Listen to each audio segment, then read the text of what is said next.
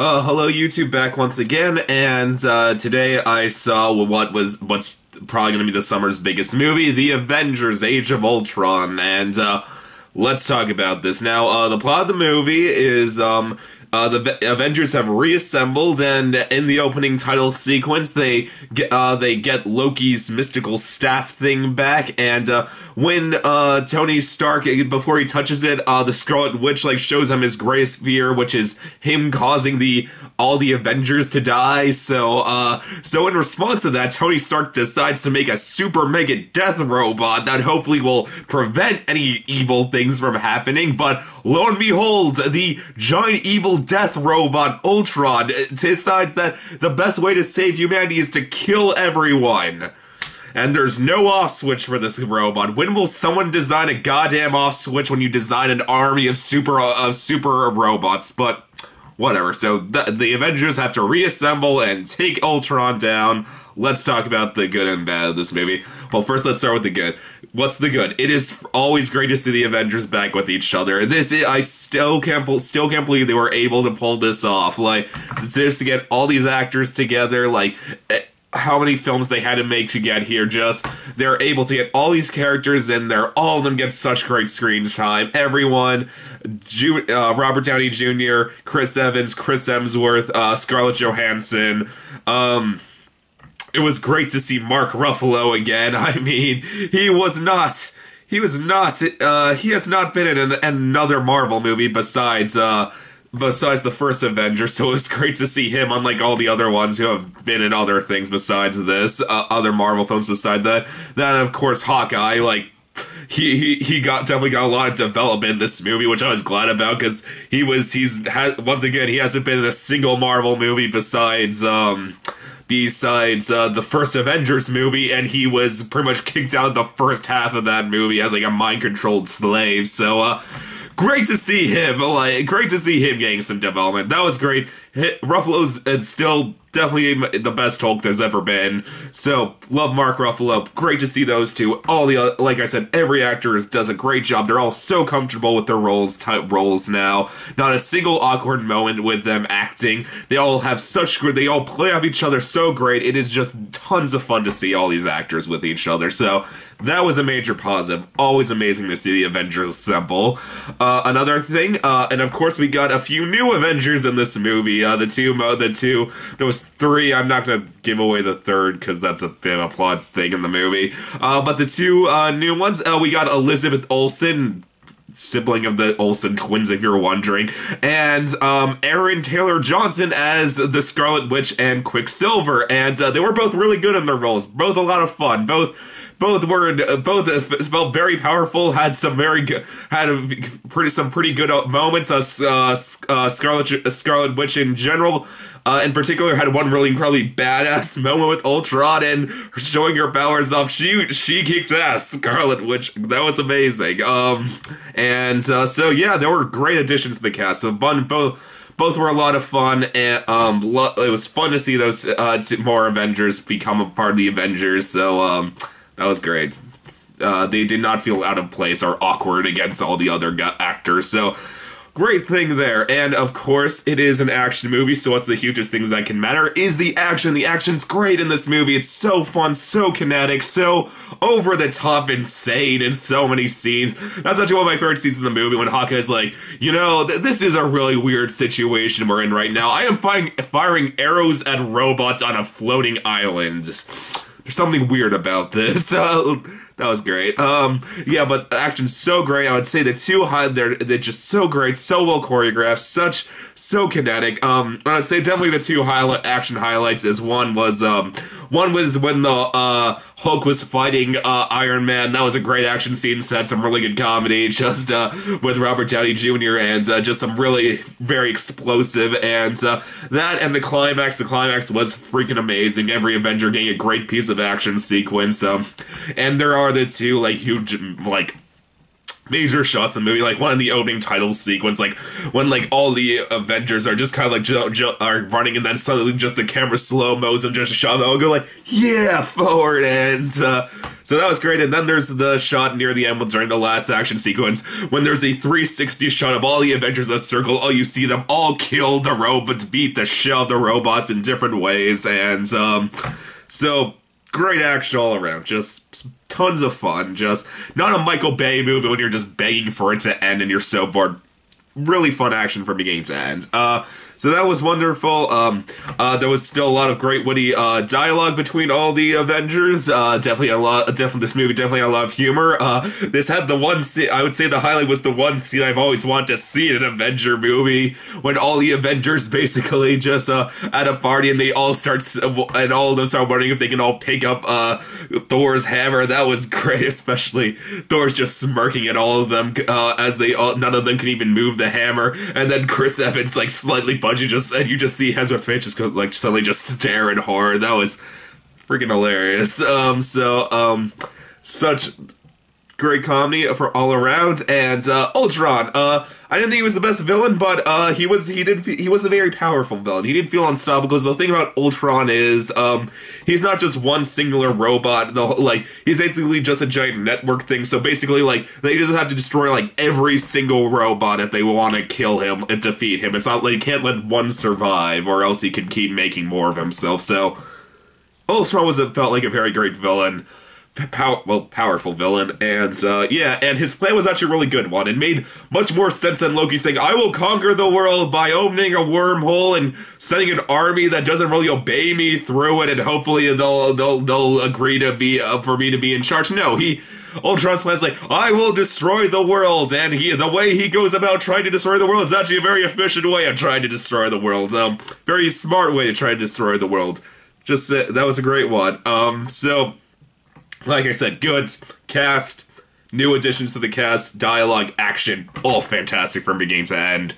But gotta talk about the bads of this movie, because this is not a perfect movie. So, first let me get through a few minor ones, because there's one major thing every single person's talking about that I must mention in this review before it's over. So, first let's go through some minor ones. One, I was so annoyed, like, they introduced, like, the Iron Man, like, super suit. I don't know what it's called. I'll just call it the super suit.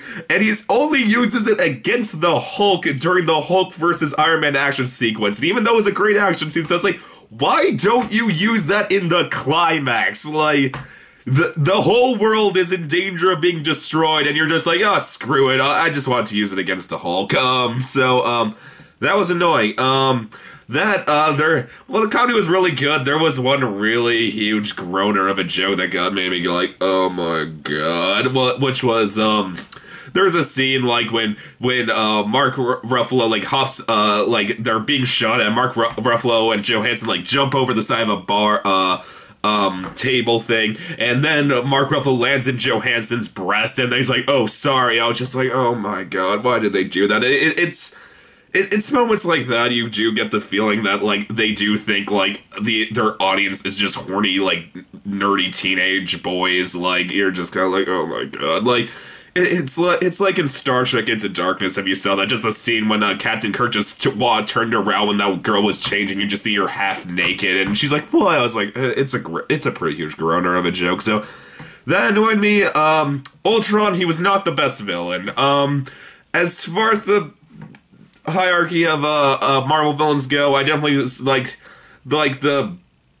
I would say they kind of range from just being kind of just bland, just completely just used for the plot, to that I would say the utmost high point was in the Daredevil television series with the character of Fist, because he was actually a three-dimensional villain.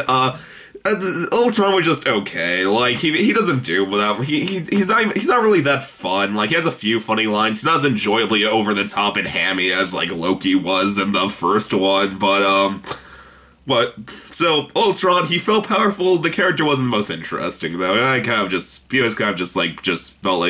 like whatever. not the best, not the worst. There was another thing. A problem with the dialogue was there wasn't as much fun bickering between the Avengers in this one. There wasn't. Like, I guess you're supposed to think they're more of a established team now and like each other more. Like, still, the first one, it was so fun watching those people get on each other's nerves. Like, just no fun things like saying Tony Stark trying to piss off the Hulk because they want to see him go become the Hulk. Like, that was not as much fun bickering dialogue, so that was annoying. This is a huge one. Why the hell did a Guardians of the Galaxy cameo in this movie? Like, in anything, because like you learn in this movie, it's all about the Infinity Stones in the movie. I'm just like, why the hell did you not let the Guardians cameo in this movie? Like, because like that's what the whole Guardians of the Galaxy was about, was one of the Infinity Stones. And you're learning that there's like the main villain, I forget what he's called, the Purple Ape guy. He's trying to collect all the Infinity Stones. So I was like, that would be great, because like they find one in the movie, they get one of the Infinity Stones. I'm just like, why don't you just let like in like a post-credit scene, why don't you just let the Guardians of the Galaxy show up for a quick second, like really connect the Marvel-verse? But oh well. And that okay, now we're getting to my minor major one, then the most major one. One, the new Quicksilver. Like I said, Aaron Taylor Johnson did a good job as Quicksilver, though. He was not as good as last year's and X-Men Days of Future Past as Evan Peters was as Quicksilver. Evan Peters just completely, I would say, is at the moment the definitive Quicksilver. And while Aaron Taylor Johnson was fun, he was nowhere near the scene stealer that Evan Peters was. So just know that if you're hoping for something as good of a Quicksilver as in X-Men Days of Future Past, you're not going to get in this movie. It's not as good as a Quicksilver. So keep that in mind. And finally, let's talk about the major complaint that so many people are talking about. What the fuck was with the romance between Scarlett Johansson, Mark Ruffalo, and this Black Widow and the Hulk? I mean, it really comes out of goddamn nowhere. It's not like they slowly build a relationship in the movie. No, like, it's like the first sequence, like, basically she's like the only person who's able to calm him down to stop being the Hulk. And you're just wondering, like, where did this come from? Where? It was not hinted in the first Avengers movie. There was no mention of Scarlett Johansson, like, I kind of like Bruce Banner, like in Captain America 2. There was no Hulk movie. Like I said, Mark Ruffalo did not show up in any Marvel movie besides the Avengers. There is no mention of this in the slightest, so it just feels so awkward and so what the hell that, like, in the beginning of the movie, you just get the feeling that these two are totally into each other, and you're just like, where did this come from? And you just feel confused, and, like, you're just wondering, like, did I miss something here? And it just feels awkward. And, if they had them build a romance from beginning to end in this movie from like the ground up, I'd be like, okay, whatever. They threw that in the movie. It's the fact that they feel almost completely established has like a completely established romance when the movie starts. That's why it feels so weird. That it just felt so just why. And it led to one really uncomfortable conversation earlier between the two about what they want in life. I was like, why the hell is this in a Marvel movie? This is just uncomfortable. Just, wow. Did you really have to go there? But whatever. It happened. Just know it's there.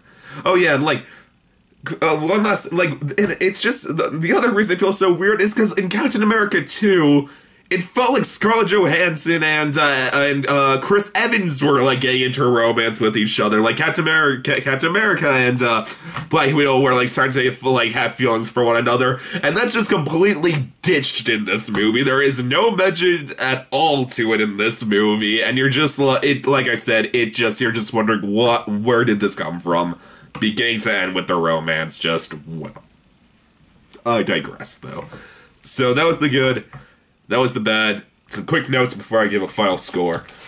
One, Good. Okay, know this. There's no post-credit scene in this movie. There's one scene that starts, like, after, like, the first 5 seconds of credits with, sorry, with Purple Ape Guy. That's it. There's nothing else after it. Don't feel like staying into the end of the, trailers. I will say this now. Going on with our third wave, now that there will be the third wave of Marvel movies, I swear to God, if Hulk does not get his own movie, because, like, this movie, slight spoiler, it ends with Hulk, like, flying away on a jet, like, and they're like, we better go find the Hulk. I'm gonna be so pissed off if Mark Ruffalo does not get his own Hulk movie this time around. I want to see Mark Ruffalo in an entire as the title character in a Hulk movie. I love Mark Ruffalo. I want to see this happen. I will be so sad. But not just that. In the next few rounds, Iron Man, Thor, Captain America, like, if, like, they don't throw, like, I don't know, like, if they don't throw, like, Hawkeye or, like,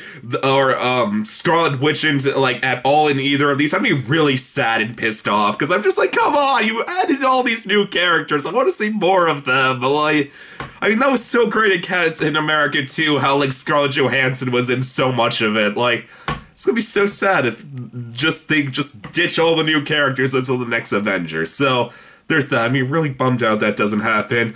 Okay, and so that's all I have to say. And so that's all I have to say. So let's say, so I'll finally end with this. I'll say, while I really like this movie, this was not as good as the first Avengers. This is not as good as Avengers #1. I thought the Avengers 1 was a bit tighter, a bit more fun, and had a bit more fun and funny dialogue. So not as good as the first Avengers, but I will say I think this ties for the second best film from the second wave of Marvel films, tying with Guardians of the Galaxy, because I do think Captain America 2 was definitely the best Marvel movie to come out of the second wave of Marvel films. So if I had to rank them, I would say Captain America 2, Guardians of the Galaxy / the Avengers 2, Iron Man 3, Thor 2. That's how I'd rank the second wave of Marvel films. And all I can say, though, is if this is truly is Joss Whedon's last Marvel film, great way to go out, Joss Whedon. This was a great action film. I had so much fun watching it.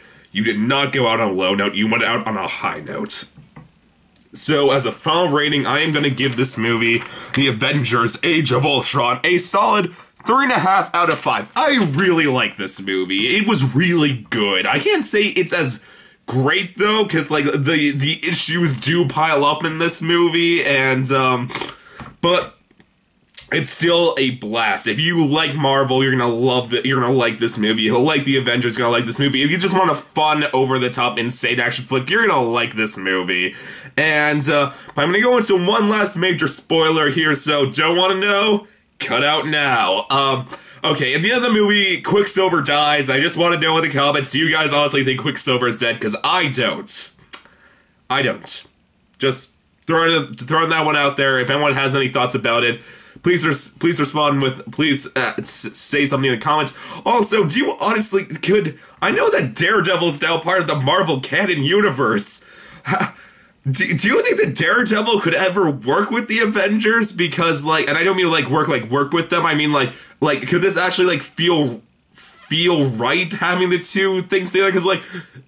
Because Daredevil is just such a dark, violent show. Like when someone gets, like, punched, like, by a Hulk's fist in the Avengers, they're kind of like, oh, ow, ah, ha, ha, ha. No, like, when someone gets, like, cut in, like, Daredevil, they're like, oh my god, I got cut. I think I'm dying. Oh no.